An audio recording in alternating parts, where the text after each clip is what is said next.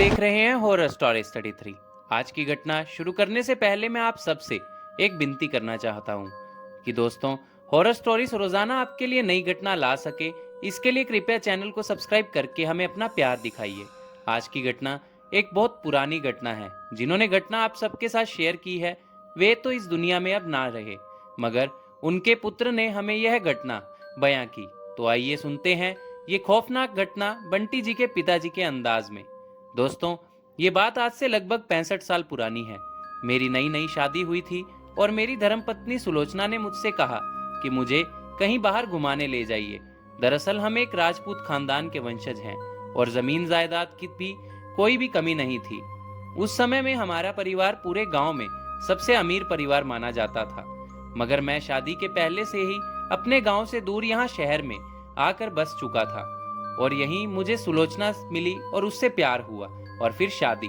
दरअसल हमारा गांव राजस्थान के अजमेर के पास में था और शादी के बाद मेरी माँ ने जब मुझसे बहू को घर लाने की बात रखी तो मैंने सोचा कि क्यों ना सुलोचना को राजस्थान घुमा दिया जाए।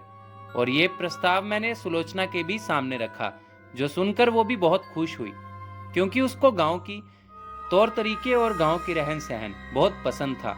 इसलिए हम दोनों अगले दिन सुबह ही शहर से अपनी जीप लेकर गांव के लिए निकल पड़े और शाम के लगभग 6 बजे गांव पहुंच भी गए।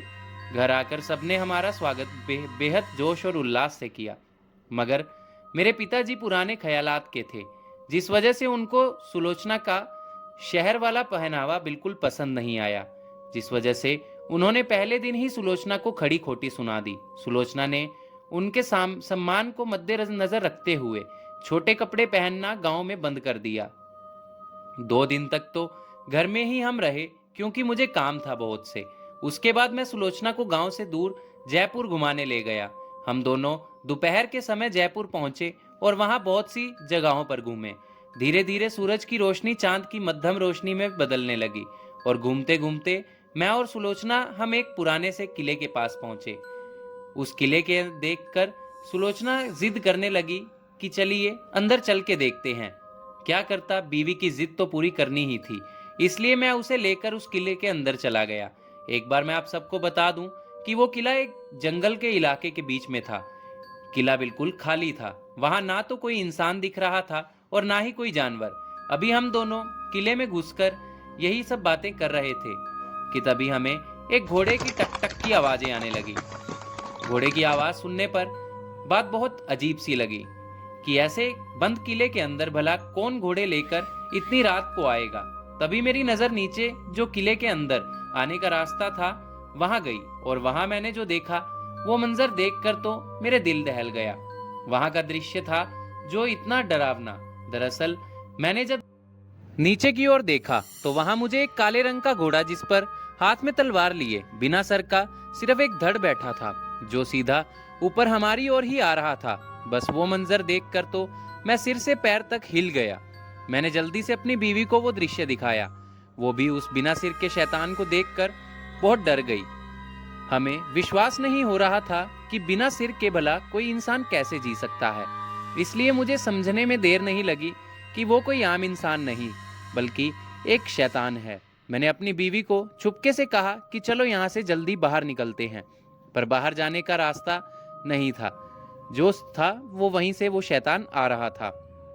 इसलिए हमने जल्दी से किले के अंदर जाने का फैसला लिया। हम भागते भागते एक कमरे में पहुंचे। वहां आकर मैंने गौर किया कि किले में हर तरफ अंधेरा फैला हुआ है, मगर उस कमरे में एक विचित्र रोशनी निकल रही थी। ना जाने क्यों वो रोशनी सुलोचना को उस कमरे की ओर आकर्षित करने लगी। वे रोशनी सीधा उसे अंदर ले आई और मजबूरन मुझे भी वहां उसके पीछे पीछे जाना पड़ा। और वहां आकर मुझे पता चला कि उस कमरे में ढेर सारा बड़े बड़े मटके पड़े हैं, जिनमें सोना चांदी से भरे आभूषण पड़े हैं, और वो रोशनी भी उन्हीं आभूषणों में से आ रही थी। बात बहुत अटपटी सी लगी कि भला इस बंद बड़े पुराने से किले में ये सोना कहां से आया और ये सोना ऐसे चमक क्यों रहा है, और वो घुड़सवार भला कौन है।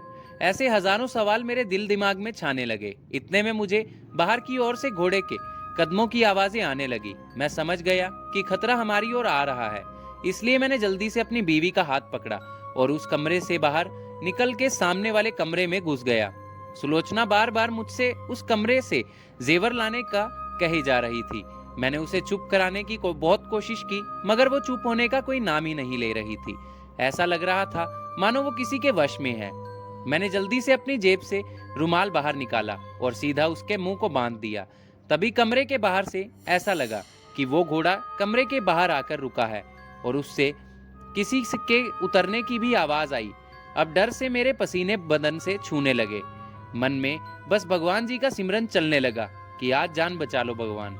मगर किस्मत को तो शायद कुछ और ही मंजूर था। दरअसल मेरी बीवी के मुंह से तभी वो रुमाल अचानक से नीचे गिर गया और वो जोर जोर से मुझसे बहसने लगी और मुझे वहां जाने को जिद करने लगी। शायद उसकी ये बेवकूफी ही हम पर भारी पड़ गई, क्योंकि उसके चिल्लाने के बाद मैंने तो उसके मुंह पर हाथ रख लिया, मगर उसकी चीखने की आवाज पूरे किले में फैल गई। तभी हम जिस कमरे में थे उसका दरवाजा धीरे से खुला। मैं बीवी को लेके खंबे की ओट में जाकर छिप गया। तभी घोड़े पर बैठा वो शख्स घोड़े समेत अंदर आने लगा। उसका वो धड़ पास से देखने पर बहुत ही ज्यादा डरावना लग रहा था, पर उसमें दो अच्छी बात मैंने गौर की कि उस घोड़े की आंखें बिल्कुल काली थी, मतलब उसमें कोई पुतलियां नहीं थी और वो धड़ भी शायद नहीं देख सकता था। इस वजह से वो तलवार को हवा में इधर उधर घुमाने लगा। मैं अपनी पत्नी को ये बताने के लिए जैसे उसकी ओर मुड़ा तो मैंने ध्यान किया कि वो तो बेहोश हो चुकी है। समझ नहीं आ रहा था कि इस समय कैसे इस सब से बचूं और सुलोचना को भी बचाऊं। तभी कुछ समय तलवार चलाने के बाद वो बिना सिर का शैतान अपने घोड़े पर बैठ गया, पर मैंने उसके जाने का इंतजार किया। पर अभी डर ये भी था कि कहीं उसकी नजर ली हो जाए और ना पड़ जाए। मैं तो शहर का एक लड़का था और या सुलोचना भी मैं गांव का जरूर था, मगर मेरा करके सारा उसे जीवन कर दे शहर में दिल धक धक तो किए जा रहा था। इसीलिए मुझे इस सब पर विश्वास अगर नहीं हो रहा सामने कोई बिना सर का शैतान विश्वास क्यों ना करता, तो अच्छे भले कि मैं कोई सपना नहीं देख रहा था। मेरे सामने एक जीता जागता सबूत था। अभी हम वहीं छुपे हुए थे और वो शैतान वहां कमरे से अपने घोड़ा समेत बाहर की ओर निकल रहा था। मैंने कुछ देर उसका जाने का इंतजार किया और फिर कुछ मिनटों के बाद उसके जाने के बाद मैंने अपनी बीवी को होश में लाया। उठते ही वो डरते हुए मुझसे पूछने लगी कि वो क्या था ये वो, पर अभी ये समय उसकी बातों का, उसके सवालों का जवाब देने का नहीं था, बल्कि यहाँ से बाहर कैसे निकलना है ये सोचने का था। सबसे पहले मैंने सुलोचना को समझाया कि अब तुम बिल्कुल भी कोई भी गलती मत करना, बिल्कुल शांत रहना। तब सुलोचना ने बताया कि उसने क्या किया, क्या हुआ, ऐसा कुछ भी याद नहीं था। बस जब वो बिना सिर का केवल धड़ हाथ में तलवार पकड़कर अंदर की ओर आया तो वो बेहोश हो गई। तभी मैंने उसका हाथ पकड़ा और धीरे से दरवाजा खोला और बाहर जाने का रास्ता उसकी ओर चल दिया। सुलोचना तो हौसला छोड़ने लगी थी और बोलने लगी कि हमने यहाँ आकर गलती कर दी। वो बेहद डरी हुई थी। मैंने उसे हौसला दिया और विश्वास दिलाया कि हम यहाँ से सही सलामत बाहर निकल जाएंगे। दरअसल हमारी गाड़ी किले की दीवार की दूसरी ओर खड़ी थी। हमें बस किसी तरीके वहां तक पहुंचना था।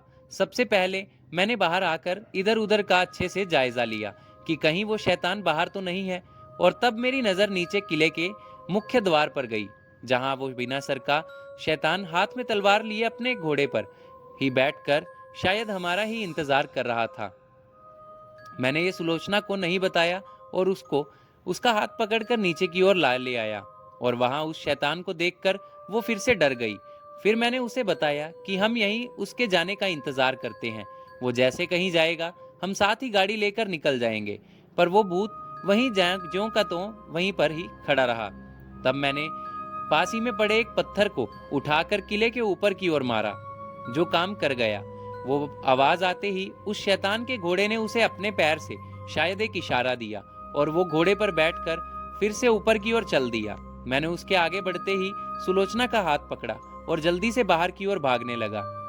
वो शैतान भी फिर से मेरी ओर पीछे पीछे आने लगा, पर मैंने दौड़ रोकी नहीं और गाड़ी के पास आ गया। सुलोचना को गाड़ी में बिठाया और गाड़ी स्टार्ट करके तेजी से उस जंगल से बाहर की ओर भागने लगा। मैंने एक बार पीछे घूमकर देखा तो वो घुड़सवार भी मेरे पीछे पीछे ही भाग रहा था। वो मंजर ऐसा था कि मैंने सोच लिया कि अब इसके हाथों में नहीं आना है। जैसे भी कैसे भी करके अपनी जान बचानी है। जंगल से अभी हम बाहर निकले ही थे कि सीधा हमारी गाड़ी जाकर सामने एक दीवार से भिड़ गई। उसके बाद क्या हुआ मैं नहीं जानता। अगले दिन जब मेरी होश आई तो मैंने देखा कि मैं अपने घर में हूँ, अपने गांव में।